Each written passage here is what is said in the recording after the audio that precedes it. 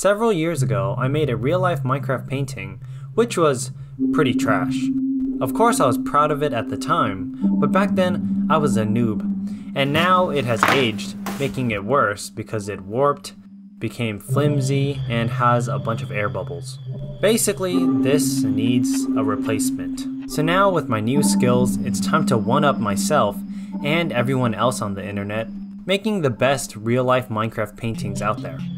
Using the newest technology, I can make a Minecraft frame with real wood and real prints. And quality-wise, I think I'm doing better than most other people because I don't have to use a clickbait thumbnail. Like this guy. Wow, what a good painting. Too bad it doesn't actually look like that in real life. But maybe that's what it takes to get 2 million views because I haven't gotten that ever. Well, anyways, if you're ready, let's just start crafting.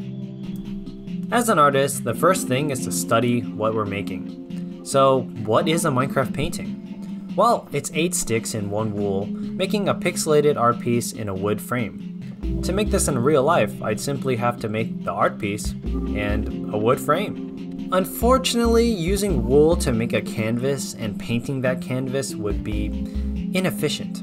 In fact, painting a Minecraft painting is kinda dumb in the first place because you're basically subjecting yourself to be a human printer. And why would you do that when you could just use a printer? There are a lot of services where you can print things at large sizes. And for this instance, I decided to use short-run posters where you can order posters online. They get free advertising from me because their service is just so cheap. The only issue is shipping, so that's why I buy in bulk.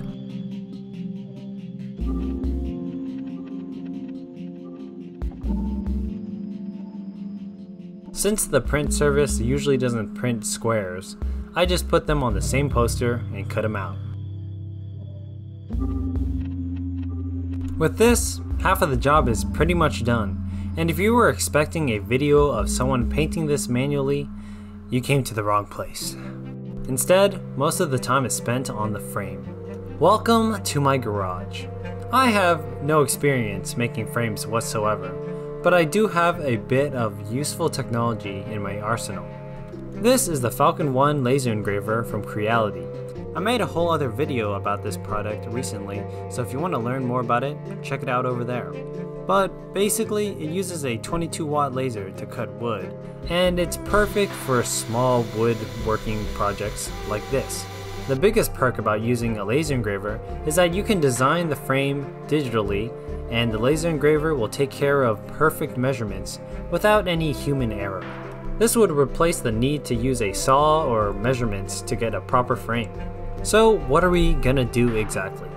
Well, the first thing to do is to design the frame digitally, and it's much easier than you may think. Laser engravers use simple images to know what to cut. So to make a frame like this, I would just have to cut the frame out and then cut an indent into the frame to allow for something to fit inside of it. Right now I'm inside this simple photo editing software called Paint.net, which is basically MS Paint but slightly better. All you gotta know is that it's free. It's a little difficult to explain, but by looking at the end product, maybe you can start to understand a little bit. Basically, this long brown rectangle is a piece of the frame, and this red highlighted rectangle is the part of the frame that we're gonna cut into so that something can fit inside of it, which is this image. The measurements and size of the frame are directly designed based off the original texture, and by using a low pixel count, I can easily see how large each stick is. When I'm done with my design, I can just scale it up to the size of the actual frame. To make it easier to cut out and to waste less wood, I split up the frame into 4 pieces. And back in the garage, I just put the image into the laser engraver software and start cutting. The other great thing about the laser engraver that I kinda didn't tell anyone about is that you can adjust the cutting power. And that means we don't actually have to cut through all the wood. It could cut halfway. And I hope you can see where I'm going with this.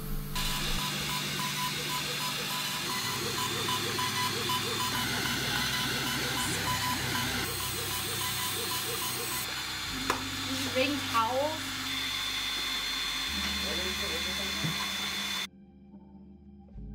Once finished, I had 4 pieces of wood that could form a frame. Assembly had to be done with some cocktail sticks and glue, but the results are pretty nice.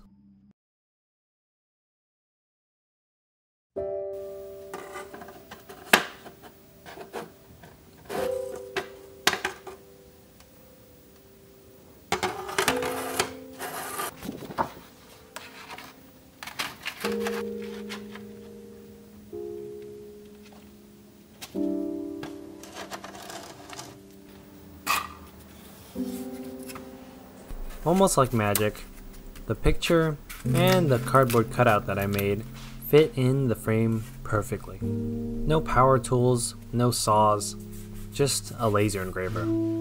Since everything was going so well, I started to do the other painting.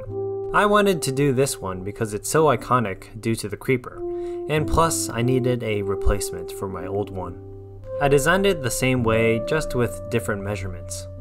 The only issue is that the laser engraver was just too small to handle the large frame that I wanted to cut, but it was easy enough to just split up the frame into more pieces.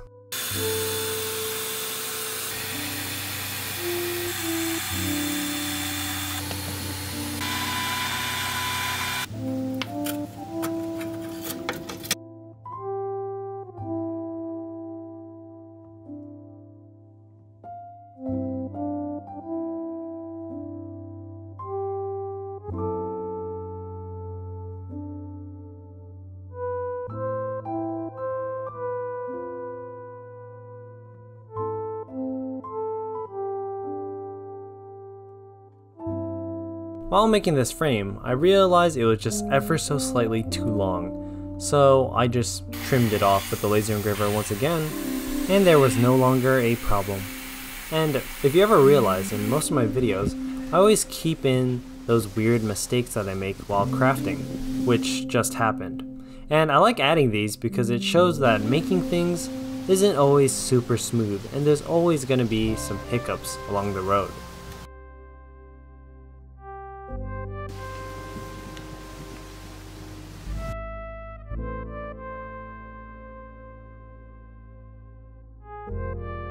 Once again, the picture and the cardboard cutout fit perfectly within the frame.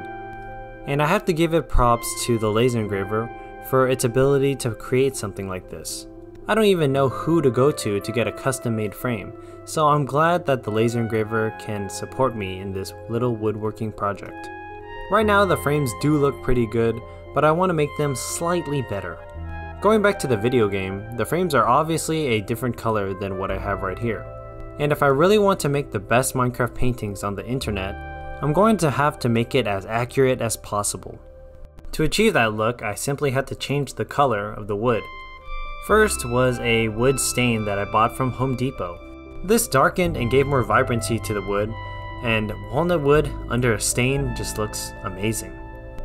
After that dried, it came the problem of creating this texture. And it's not as difficult as you think. All you have to do is just stain the wood at different parts to create that texture. But of course, I don't carry around 20 different colors of different stains. Instead, I just used some acrylic paints. Luckily, all the frames I made today are around the same color, and it makes it easy to change the color to what I want it to be. This painting's frame was a lot darker and seemed to go more towards black, so I got some black acrylic paints, watered it down, and brushed it over the whole entire frame. For the texture, I would look on the reference image and mask off the area that it correlated to. These pixels are slightly more red, so I got some reddish paint and brushed it on. And to make sure I'm not just painting on the wood, I wipe off the excess to get it stained instead. Then peeling the masking tape reveals a perfect pixel.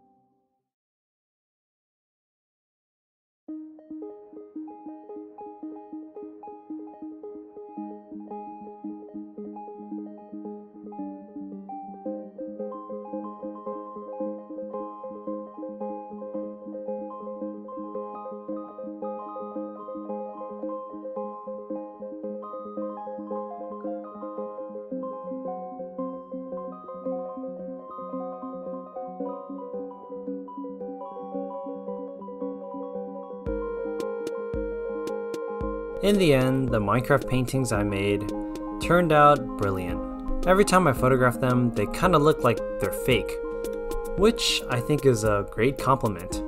Although I might sound a bit cocky, I do believe that these are the best Minecraft paintings that have ever been made. It's almost pixel perfect, and the only issues I have with it are that I accidentally added a terrible varnish onto this painting, and there were some places I had to do touch-ups because I accidentally dropped something on the painting. But either way, I am glad that this remake is almost 1,000 times better than what I made 7 years ago. If you want to get into making some Minecraft merch, just like I have in my previous videos, then you might want to check out the Falcon 1 laser engraver. I've had it for quite a while and used it on several projects, and it just works wonders. If you like what you see and you like what it does, then maybe a laser engraver is worth your interest. Links for the product in the description below. Thank you for watching, and remember to always make some more fun.